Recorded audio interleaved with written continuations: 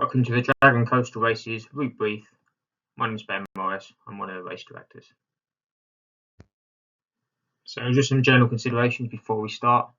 Firstly, make sure you keep vigilant for the Wales Coast Path signs at junctions and our arrows, especially when you're leaving the coastal path. Make sure you're paying attention to your GPS and your map.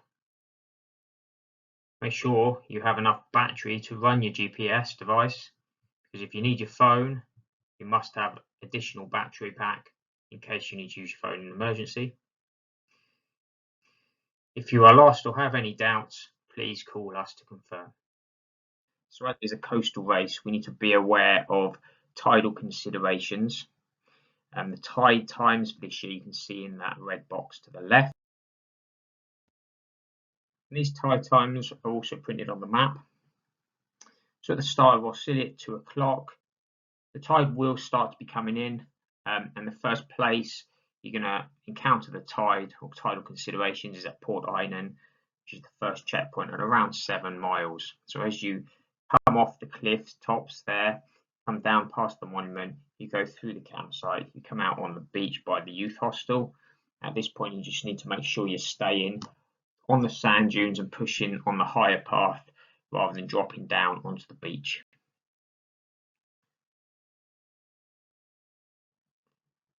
At Oxbridge Bay, you can cross the bay on the sand. You need to stick close to the sand dunes as the tide will be coming in. When you get to the stream, you'll need to turn inland slightly, cross over the stream using the bridge, and then regain the beach. And at the far end of the beach, you'll need to turn left, take the steep path up to the top of the cliff, and regain the coast path at the top of the cliff. You're going to follow that coast path around the cliffs and then eventually drop down into Three Cliffs Bay. Okay, and at this point, again, you need to follow the high tide route up and through the campsite. This is the GPS route, follows it. It's signposted with high tide route, and this is to avoid crossing the stepping stones. Under no circumstances should anybody be crossing the stepping stones, and these are the compulsory route follows that high tide route just to make it fair on all runners, and obviously for your safety. And then again at Caswell Bay, around 19 miles, you're going to need to follow the high tide route. The tide will be in, and it's compulsory just to follow that high tide route. So tidal considerations for the 50 mile and the 100 mile runners. The main one here is Ogmore River Stepping Stones. That occurs at 67 miles for the 100 runners and 17 miles for the 50 mile runners. The leading 100 mile runners will likely need to take the high tide route. High tide is at 6:20. But anyone arriving at the stepping stones after 8 o'clock, 8 a.m. on Sunday morning, stepping stones should be crossable. So the race starts at the tip of the peninsula at the lookout station by the Worm's Head. So there's a short walk to this point from the registration location. The registration is in the field behind the toilet block, right next to the National Trust building. So on that section, you follow the Wales Coast Path along the cliff top. It hugs between the cliff top and there's a farm wall. Relatively straightforward, and it's really well signposted. When you get to Port Eynon Monument, turn left, follow the GPS and the Wales Coast Path signs down towards the beach. The path goes through the middle of the campsite, comes out by the YHA. You're going to need to stay high on the path through the sand dunes, and the checkpoint there is just by the roundabout on the exit to the beach. Approximately 2k after leaving checkpoint 1 in Port Eynon, the Wales Coast Path heads inland around the field. This is signposted with Wales Coastal Path signs. The Wales Coast Path then crosses that field via a stile and continues along the coast. At this point, you should keep following the Wales Coast Path around the coast. In 2022 and some previous editions of the race, we have headed inland and cut Oxwich Point off. but it's now compulsory for this year that the route goes around Oxwich Point. Once you arrive in Oxwich Bay, you'll cross onto the beach and car park area through a hole in the wall. At Oxwich Bay, you can then cross the bay on the beach rather than following the Wales Coast Path through the nature reserve. It's a bit quicker going through the beach, and that's totally acceptable. The tide will be in for all the runners there, so you will be hugging quite close to the sand dunes. Approximately 2k on the beach, you'll reach a stream. When the tide is out, that's quite easy to just wade across or tiptoe across. When the tide's in, it's quite a lot deeper, so you're going to need to just head inland, as you can see on the map and the GPS trace, cross over the bridge, and then regain the GPS trace and route along and in front of the sand dunes. About a k after the stream, you need to take a left straight up onto the cliff top, up through a sand dune path. The GPS file is really accurate here. If you've done our Gower races, you'll know this route. It follows the exact same route as the Gower races. Now, once you hit the cliff top, then you need to take a right, continue east along the Wales Coast Path. Follow the Wales Coast Path signs towards Three Cliffs Bay. You should drop down the sand dunes into Three Cliffs Bay. You then need to follow the high tide route out of the bay up towards the campsite, through the campsite, on the Wales Coast Path high tide diversion, and then back along the river on the other side. As we previously mentioned, it's important that you don't cross the stepping stones. The compulsory route is the route that follows the high tide diversion. So you follow the river back to the coast and regain the cliff top. Once you regain the cliff top and back on that coast path, can get a little bit tricky here with lots of little sandy trods coming off that typically come off and go back, meet up a bit further down. But as long as you keep going in the same direction, you typically end up in the right place on the coast path, and it gets a bit more obvious closer to the village you get. The important point here is to avoid going into that golf course. You should be sticking to the outside of the dunes along the cliff tops. If you're in the golf course, just come south and pull out of it. The checkpoint is then in the car park at Southgate. Follow along the Wales Coast Path, which runs next to a small lane. When you get to Hunt's Farm, the Wales Coast Path heads right down to Pawley Head. But here you can go straight on, sticking on the road, and cut Pawley Head off. And then once you come to Caswell Bay, you need to follow the high tide route, which take you onto the road, and then you just drop down the road onto the bay. Of course, be careful here. GPS shows the high tide route. It's pretty obvious that you won't be able to cross Caswell Bay when you get there because the tide will be in. Which again is compulsory here to follow the high tide route. Once you've crossed over Caswell Bay and the main entrance to the car park and the toilets, you go past the coffee shops, and the Wales Coast Path then regains the cliff just behind the coffee shops. So it can be a bit obscured, the sign's obscured, especially if there's people around in the coffee shops. So you're looking to regain the cliff around the back of those coffee shops. Follow the obvious Wales Coast Path along the cliff top. It's well signposted again. Once you arrive at the next bay, which is Langham Bay, you cross directly over the bay, so go all the way across the clear bay. And then at the far end of the bay, just before the coast path heads round up to the Mumbles Head, you need to leave the Wales Coast Path and head inland towards the checkpoint. This is going to ensure the distance is 100 miles and you're not adding extra distance. There'll be running arrows at all the junctions, and the GPS trace will clearly show you the way to go. The checkpoint is in Victoria Hall on the Mumbles. What I would do and it's a good idea, is to just check this location and maybe the one at Oxbridge Bay and any others you're interested out using Google Maps over the next week or so to allow you to better visualize the route. And as you'll be doing a lot less training now, it's a good idea you could spend a little bit of that time just looking on Google Maps in that route format and allow you to visualize it. So the checkpoint provides the first opportunity to access your drop bag. Many people will change shoes and socks here as there's not much sand now until after halfway. I'd also advise comfy shoes for the next section as there's a lot of hard pack, trail, forest tracks, cycle tracks, that sort of thing. So once you leave the checkpoint, turn left out the door, hit the coast and then follow the well-marked cycle path along Swansea Bay all the way to the docks. At the docks, cross over the estuary at the end.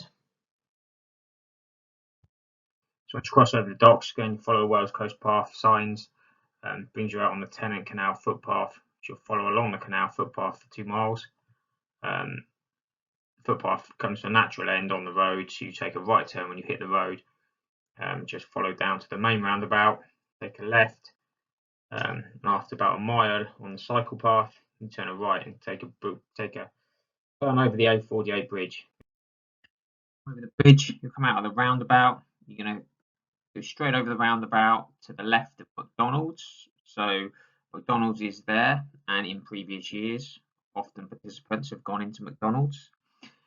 It's important to remember here that the checkpoint, which has in previous years been opposite McDonald's, is now a bit further down the course. On the next section, you head into the forest. You need to keep your eyes peeled at junctions. We'll have some extra running tape and running arrows out, but also just keep a glimpse on the GPS trace. Approximately 400 meters after that McDonald's, the pavement will come to an end. Then you take a small lane on the left, as you can see in that picture, the bottom left. Then after approximately 10 meters after taking that turn, you take a small footpath on the right. Follow that footpath through the woods, eventually exiting the woods, initially passing a couple of houses, and then you head down past a large school. Once you pass the school and you head round to the right, you run down the road and approximately 200 meters past the school, you're looking for this sharp turn back on yourself as seen in the bottom right picture. You head up that country lane, and after approximately 1.5k you will see the checkpoint in the field. So that bottom right picture, that sharp turn, will have a large running arrow put there. But you still need to be vigilant because it is a residential area and these can get moved. It's important to highlight here that there's no crews in this checkpoint. If your crews want to meet you around this area, they could meet you near the McDonald's or maybe near the school. There's an area there for crews, but the lane where the checkpoint on is very small.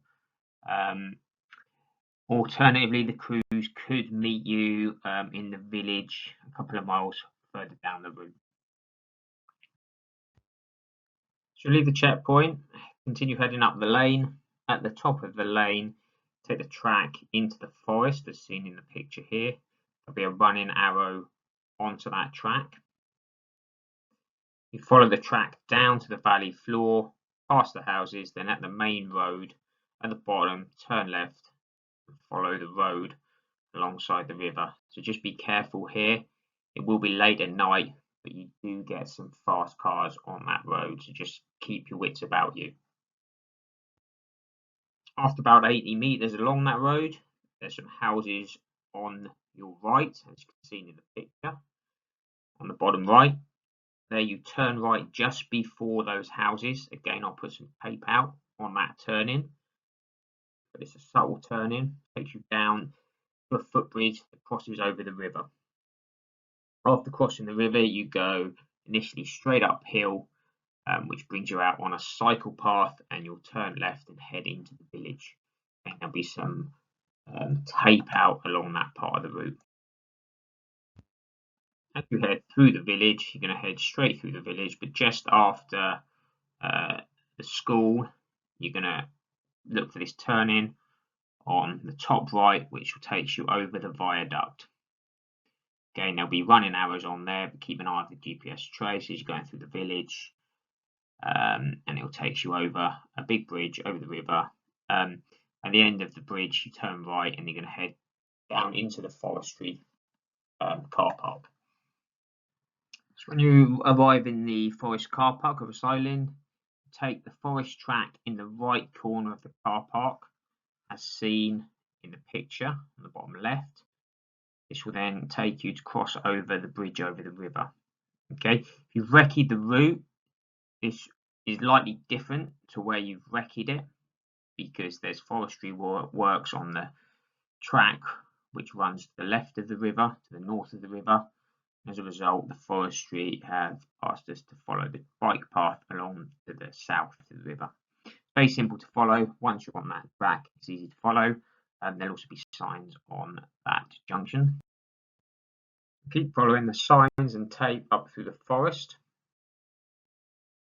So you'll emerge out of the forest into Bryn. At that point, there's a road to cross, which does have cars travelling at quite fast speeds sometimes. So 40-mile-an-hour road, but they do tend to go a little bit faster. You're going to cross that road and then head up, as seen on that picture. You can head up to the left of the pub. You can head up through the residential areas. The checkpoint is in the forest, so you need to follow our signs. We'll put signs out all the way up into the forest. When you get to the forest car park, you keep going up through the forest car park, and the checkpoint will be about 200 meters up the forest track. It's important to highlight here that there's no crews in Bryn, and there's also just to remind you just to keep it quiet, as it is a residential area. So then leave the checkpoint, follow the running arrows and tape at all the major junctions. Just keep an eye out for your GPS trace as well. It's important here just to highlight this is a slightly different and shorter route to previous years through this section. So if you have been on the course before a while ago, don't just go on autopilot, as you will add a bit of extra distance. It is a better route, and it helps to accommodate for that 3 cliffs, base, stepping stones, high tide route part. And again, just emphasize at all the junctions or turnings, just look out for tape, shine your head torches around, and just keep a lookout on that GPS trace every few minutes, so you're happy with where you're going. As you head into Margam Park, follow the signs through the park. Be careful and watch out for deer running wild through the park. As you exit the park in the far corner, you turn right through the gate, and then once you hit the main road, 100 meters or so out of the gate, the main A48 road, turn left along that road and follow the cycle path all the way into Pyle. Straightforward section. As you enter Pyle, turn right just before St James's Church, as can be seen on the top right picture. You follow that footpath behind the church, exiting the footpath as seen on that middle right picture, and then you cross over the bridge. Once you cross that bridge, you're looking for this cycle path as seen on the bottom right picture, which runs alongside the stream. You follow the cycle path through the houses, exiting that cycle path as seen in the top left picture, and follow the road signposts and our arrows again, and tape to Kenfig Sands. This may be another area, just double checking on Google Maps or Google Street View. You've got some extra time this week. 3.6 is at Kenfig Sands in the reserve building. There'll be signposts highlighting the way in. It's also the start of the Dragon 50. At that checkpoint, you'll have the chance to access your drop bag for the second time. Once you've left the checkpoint, you can follow the marked path through the sand dunes to regain the coast. and at the coast you'll rejoin the Wales Coast Path, turn left and follow the Wales Coast Path back to Cardiff. Big Stands is the start of the Dragon 50. For the Dragon 50 runners, there's a 4.5 mile start loop around the reserve before joining back onto the Wales Coast Path and heading back to Cardiff Bay. The first checkpoint for the Dragon 50 is at the reserve building.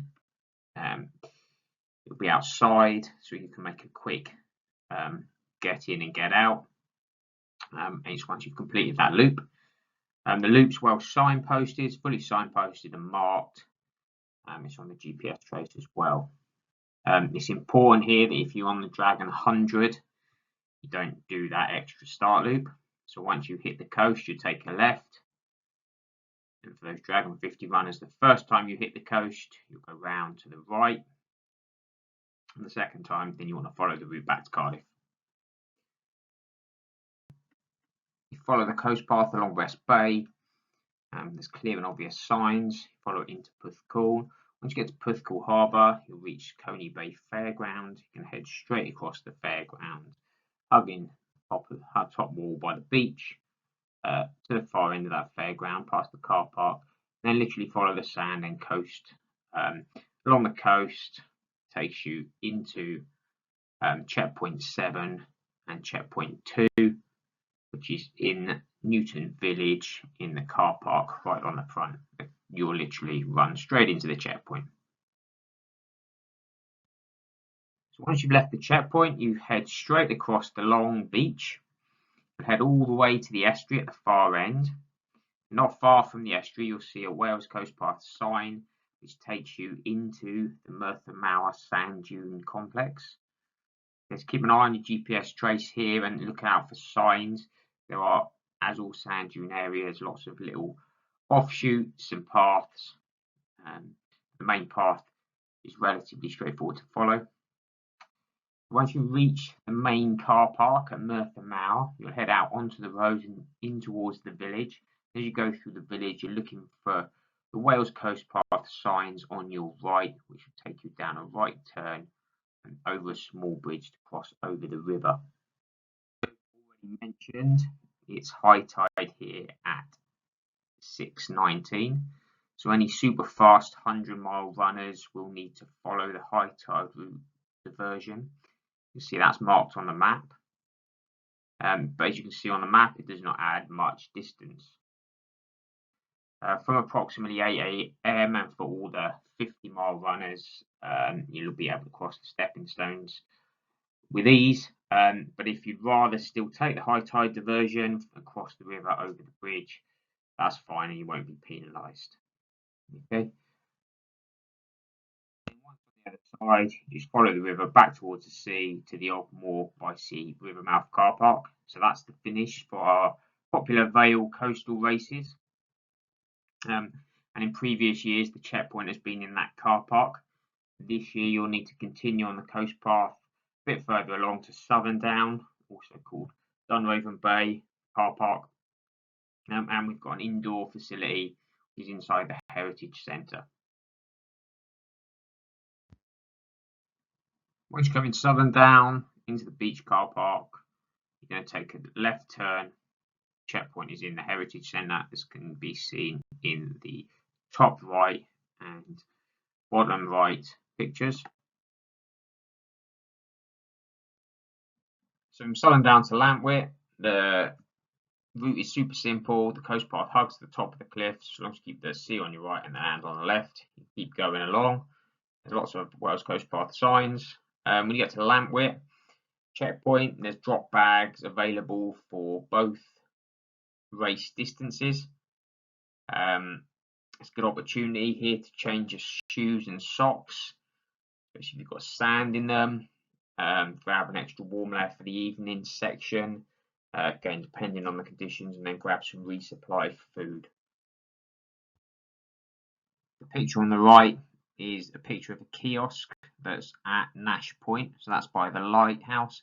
It's about halfway between the two checkpoints. There's toilets there, and there's a coffee shop and kiosk, so you could buy some extra food there if it took your fancy.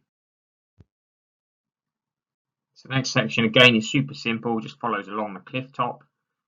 As you reach Aberthor, you'll run into the car park, which is by the power station. Checkpoints in the car park, same as those that have done the Vale race. Aberthor to the Knap, another straightforward section, easily follow the coast path signs. Key points here is to make sure that when you arrive at Porthkerry Park, you don't head into the park, as in previous years we've had a checkpoint in the park. But at the end of the park, we'll head up the steps. As you're onto the cliff top, you then follow the Wales coast path along, dropping out by the Knap, by the toilets.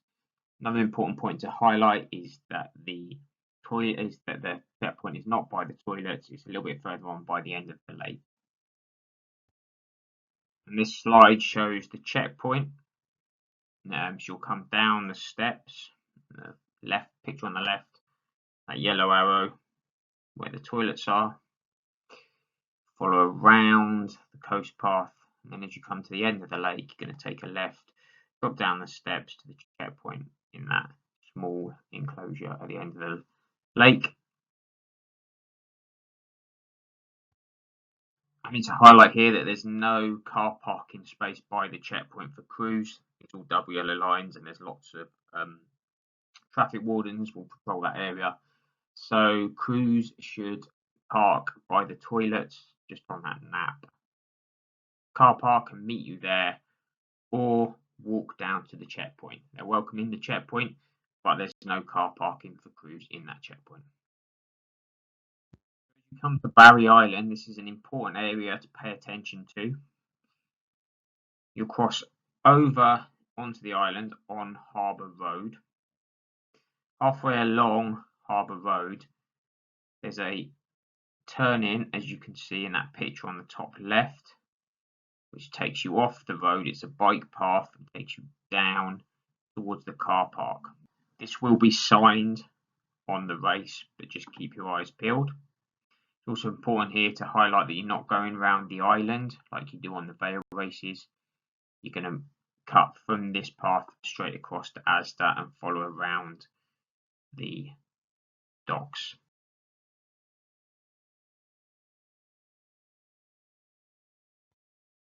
Once you've come off that turn-in, you'll end up coming down the slope.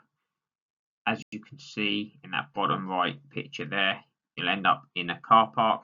You're going to take an immediate left and cross under that underpass, under Harbour Road. Once you've gone under that underpass, you'll regain the Wales coast path, which will bring you out right by Asda. And then it's important there that you turn left and follow past Asda and past the docks, and you don't turn right and head into the island. Again, keep an eye on the signs. We're going to signpost that area there, our yellow running arrows, but also keep an eye on your GPS trace. And that final photo, top right, just shows you where you'll come out under the underpass, and you turn left to regain the coast path. As you leave the docks, you'll be running along a cycle path past the council buildings, and then approximately 400 metres after those buildings, start looking out for a right turn, as seen in the bottom left picture. There will be yellow arrows on the lamppost. We'll mark it up well, and this just takes you to the coast a bit earlier and gets you onto the trail a bit quicker than if you follow the official Wales coast path. So to continue straight on, when you hit the roundabout, you're going to cross straight over the roundabout. You're going to head in through some industrial areas, and then you're looking to regain the coast path, as you can see there on the bottom right hand picture.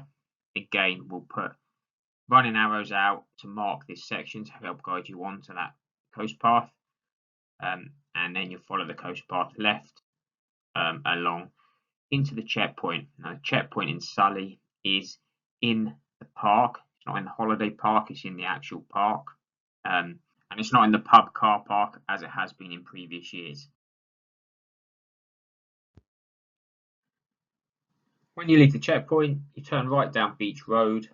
About 100 metres down the road, you'll come to a pub car park. It's not clear where the coast path goes, but if you stick to the right of the car path, literally hug as close to the sea wall as you can, the Wales Coast Path sign is at the far right corner of the car park. When you get there, it's obvious, but it is hidden until you get into that far right corner. So all the way through the car park to the far right corner, and you'll find the Wales Coast Path sign. Come down into Penarth, you come down the hill, you'll pass the pier, you follow straight past the pier, and the road swings round to the left, past a centre called the Kymin Centre, and just after there's a turning right up some steps. It's signposted Wales Coast Path, and we'll also put some extra running arrows out on that section, and then we'll flag the section there from that point there down onto the bay, onto the barrage. As you come down the hill towards the bay, you'll see a roundabout, and you'll see the bay and the barrage in front of you. And at that roundabout, you're going to go straight over, cross over the barrage, and then just follow clear and obvious cycle path around the bay, eventually coming out of the Norwegian church to the finish.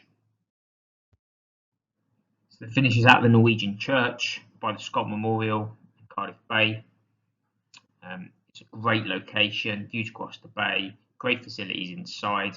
The cafe is open late into the night, so invite all your friends and family to come down and cheer you in. It's important, really important, especially finishing in the evening, to have a warm jacket or warm change of clothes to put on. Now, they should be in your drop bag, ideally. There are meal tickets, so you can see the marshals at the finish provide you with a meal ticket, which you've got a set menu for you to choose something off when you arrive, and we're hoping to create a really good atmosphere to the finish. It's a great location, get as many people down as you can. And to recap the key points for the Dragon 100 runners: when you get to Oxwich Bay, cross the bay on the sand. At the stream, head inland and use the bridge. And shortly after the bridge, you need to head up to the top of the cliffs.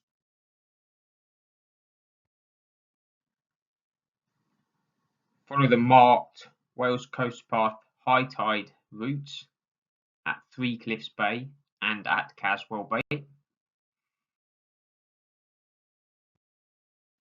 At the far end of Langlands Bay, turn left, head inland and follow the roads and a run, walk, crawl arrows at each junction to the Mumbles checkpoint. And keep vigilant for signs and the GPS track through the Avon Forest sections. And some summary points for the Dragon 100 and Dragon 50 runners. Be careful when crossing all roads. Follow the Wales Coast Path signs to the stepping stones at Ogmore. At the stepping stones, if the tide is high, follow the high tide route. Do not wade or swim across the river. The checkpoint at the Nap is by the boat lake, not by the toilets as in previous years. In Barry, turn right halfway down Harbour Road to the car park, then go left under the underpass and regain the Wales Coastal Path by Asda. You do not need to go around Barry Island. At Cardiff Bay, cross the barrage and follow the cycle path around the bay to the finish at the Norwegian church. If in doubt or if you are lost, you should call the Run Walk Crawl race phone. That number is provided on the map, and you should add that into your contacts on your race phone before you start. We will give you advice. We will see you on the GPS trackers, and we'll be able to guide you back onto the route.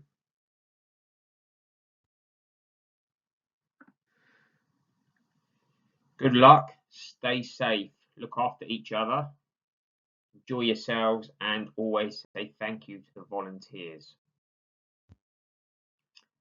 Thank you for listening, and we will see you on race day.